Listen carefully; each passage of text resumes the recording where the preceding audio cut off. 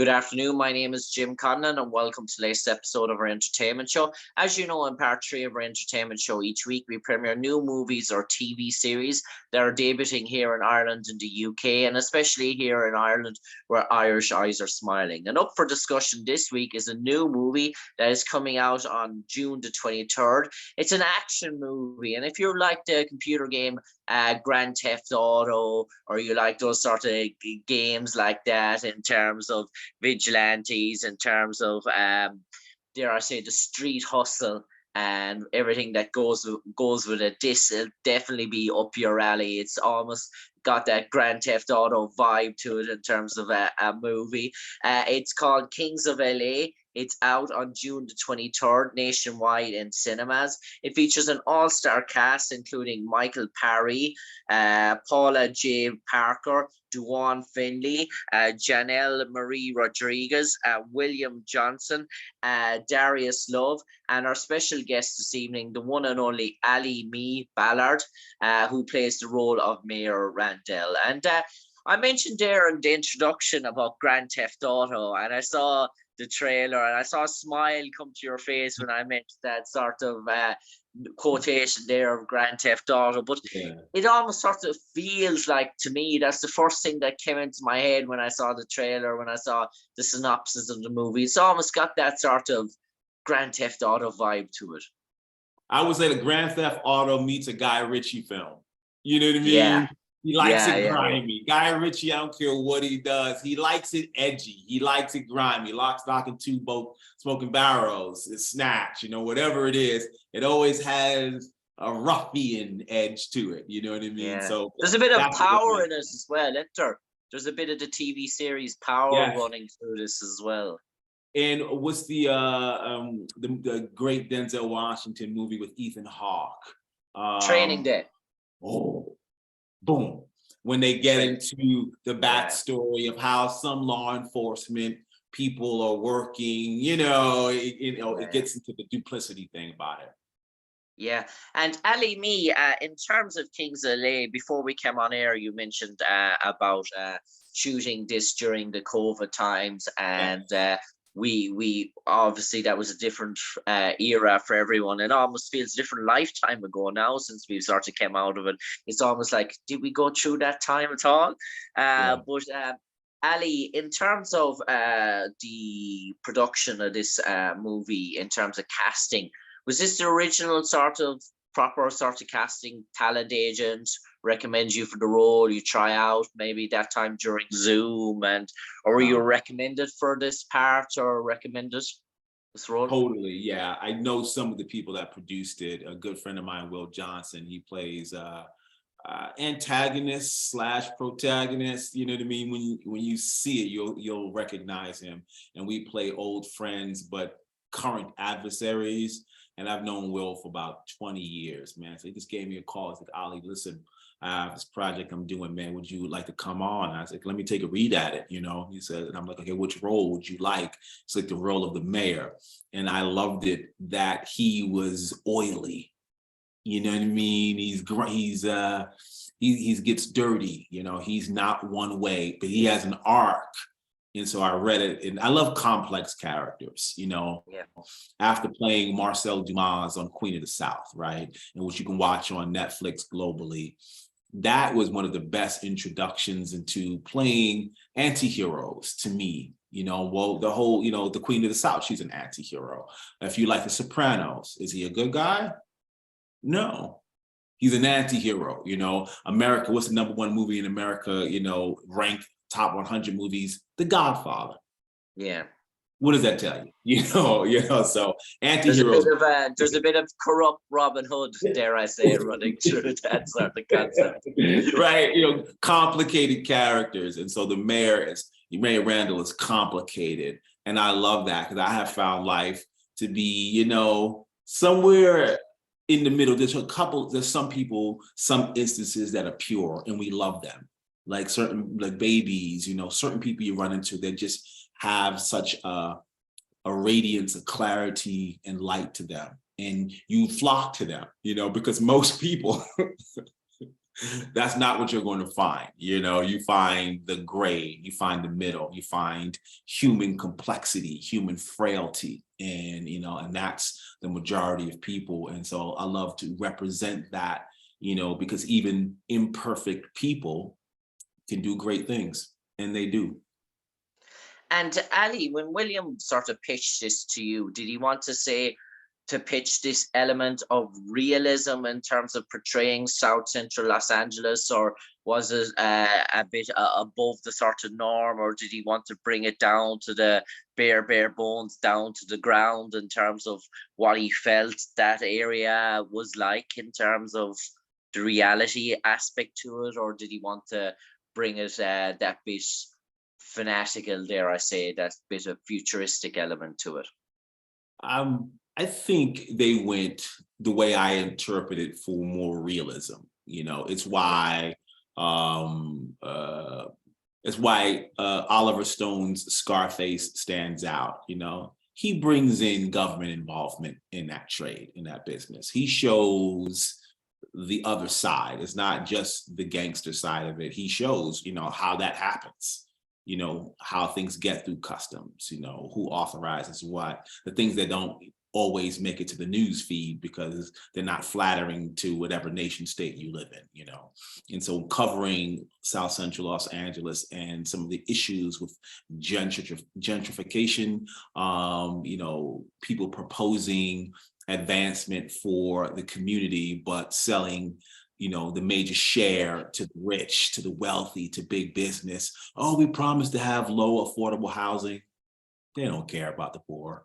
You know what I mean? Like that, those housing, that's always these big developers. It's always like, we're going to have a certain amount of houses for people for low income.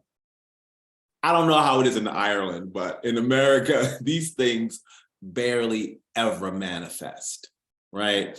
And so the mayor. In Ireland, we can't afford houses anymore. So we just give it up on the notion anyway, the way the economy is going at the moment. Anyway, I think inflation in terms of the country. So I know America has its problems, but housing crisis in Ireland, I'd say, is an unwanted one at the moment.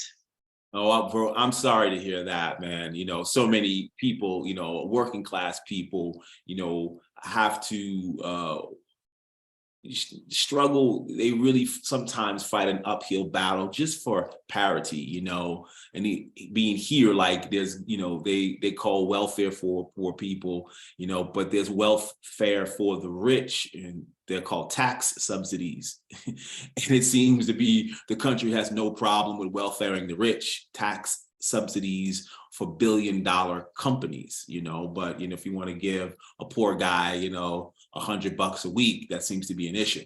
It gets problematic. You know, the tax coffers, you know, and all the surplus. Same everywhere. Same everywhere. Just the big guys get it, but when you know somebody, you know, your neighbor is struggling, like, oh, we can't help you guys out. And these are some of the issues that the movie touches on. You know, because for my character anyway, because he is not one of the street guys, right? He's not, you know, stealing cars. That's not what he's doing. He's in a position to see if he can make the neighborhood better. To see, he's a politician, a neighborhood guy that rose to a politician's level. But his journey is: will he do the right thing? Will he, or does he do? Does he, you know, do with the, you know, what many politicians do? And Alimi, what's intrigued me by watching the sort of trailer, we know the common concepts of every movie: a beginning, a middle, and an end that sort of builds you up, and sort of the start sort of entwines where the concept is going. Then we have the hard hitting action, and then we have the finale and the conclusion. But what struck me about the Kings of L.A. was the multiple sort of stories that are converging on each other. We don't have just one sort of story, one consistent sort of team running through. There's sort of different sort of stories and backgrounds that all sort of mesh and intertwingle into each other. It's a sort of riveting that way, because you can look at the movie at maybe 3 or 4 different sort of viewpoints or different sort of angles. Very much so. There's 4 different crossroads for like, 5 different people, like 5 different storylines. They're all at a crossroads. They're all meeting at these big decisions, these turning points, which way do you go? The police officers, the detectives, the DEA agents, the guys that work at one of the dispensaries, the mayor, his wife, his girlfriend, and Will's character. There's a bunch of people, who are going through situations that are converging, it would seem, simultaneously at a crossroads. And I like that. It shows what most people go through. You have sometimes you have small decisions every day, and then sometimes you find yourself at a big decision, a big red light, yellow light, green light, which way you're going to go. And I love that. I love to see the human frailty, the human complexity when it comes to something that's, has import in your life, that's weighty. And I suppose, Alimi, another thing that really struck me, and I think it's a clever idea going down the movie route for this sort of project, because so many of these type shows now are finding themselves on Netflix and Amazon Prime, and they're being bled out, dare I say, in terms of 10, 12 sort of episodes, trying to draw and draw and draw as much as they can out of it. And maybe sometimes the content or the story gets lost or gets plundered as we start to go along. But to have this just a standalone movie and maybe have nothing to rival it at the moment, it's sort of clever, rather than going in the sort of Netflix sort of route and maybe pushing it for maybe 10, 12 episodes, and then have coming up against so many different rivals and competitors who have such a similar concept in a crowded market. Going the movie route, I'd say it's a clever one at the moment, because there's no real competition, dare I say, out in the market against it at present. We have one movie star left, Tom Cruise. The movie industry, I think, he got a round of applause recently, this go around at the awards, from people that, kind of thought him, I think, years ago as a commercial guy, as a commercial success. He seems to be one of the last, guys standing that's going to be a filmmaker, that's going to make movies, that industry is not over, that it's not all on your desktop, that humans love going out to the theater, sitting together communally in a dark room with some popcorn or whatever it is you eat, whatever country you are, and, having an adventure. It's a human need to gather, going to the, concerts, going to hear music. We've been doing that since humans have been, banding together to make cities. And we're probably going to always do that. There's something in us that in group concert, watching, experiencing something just heightens it. And I love that certain people are standing by that. No, let's go, let's release it. Let's do a limited release in this city, in Los Angeles, in Miami, in New York, in Dublin. Let's go around, because people still like to go out, and there is not a flood of content in theaters. We're waiting for the big tentpole movies, and then there's kind of like, you could rent your local theater. There's nothing there. It seems every second movie now is a Marvel movie. It's just Marvel. There's a lot of space for independent release. You get a good quality project, you could make a lot of money, because your local multiplex is going to be like, yeah, you can have theater 12 out of 29. There's nothing in there. Because so much has gone to streaming, there is a space to make a movie, get it out, get out the local word, be an independent producer, filmmaker, and make a gang of money. Yeah. And Alimi, before we came on air, you mentioned about maybe in the future times when it's a quieter time for you. I know it's busy at the moment, obviously, on the back of the last 2 years of quietness. And maybe sometime in the near future, is Ireland on your horizon in terms of maybe putting the arms behind your head and saying that you can sort of put the feet down for a minute and get away from that hectic sort of world that is the world of show business? Absolutely. There's 2 places. My wife wants to go to Portugal. She heard that's great. And I think my manager is in Ireland right now. To help connect me to you, she's in Ireland right now. I think her fiance is from there. But absolutely, I've heard the best things. I've heard fun things. And so just to get to a land that's been in your mind as a child, I'm a New Yorker. So you grew up around Italians and Irish people of Irish descent, where, people still proudly, talk about their heritage, and so it always makes you want to travel to that land and see where those people come from and just experience the specialness of it. So absolutely. You would never forget a native American in New York that is Irish running through Manoa, because there's definitely feisty characters, that's for sure.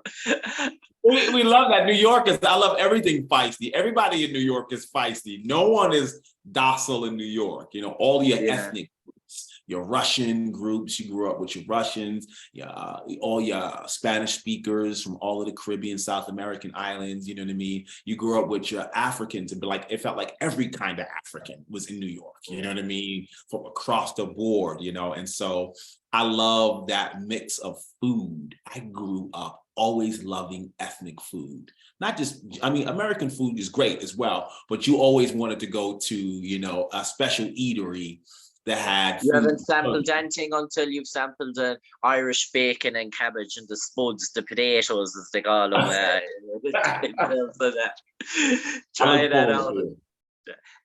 Alimi Ballard, for the final 30 seconds now, you might enlighten all our audience why they should go out en masse June the 23rd, Kings of L.A, head to their cinema screens, head to the movies, and what's in store for them?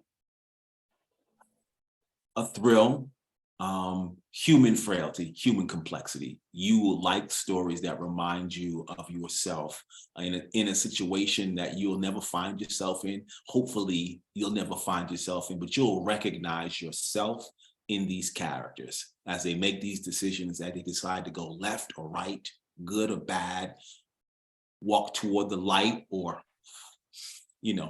throw back a beer in the darkness. You will see yourself in these characters. They're tangible, they're feelable, and I think people will just enjoy it immensely. On that note, Alimi Ballard, from me, Jim Conlan, an absolute pleasure talking to you on the airwaves today. In joyful anticipation as we wait for the upcoming release of Kings of L.A. out across the cinema screens on Ireland on June the 23rd. Do check out Alimi Ballard. Check him out on social media. Check out all his accounts, Instagram, Twitter. Do check out his body of work, some renowned projects there throughout the years. Alimi Ballard, a pleasure talking to you. Hopefully it's not the last time we talk to you, and hopefully we speak to you again sometime in the near future, Alimi. But for the moment, from me, Jim Conlan, to you, stay safe, take care, and God bless. Thank you.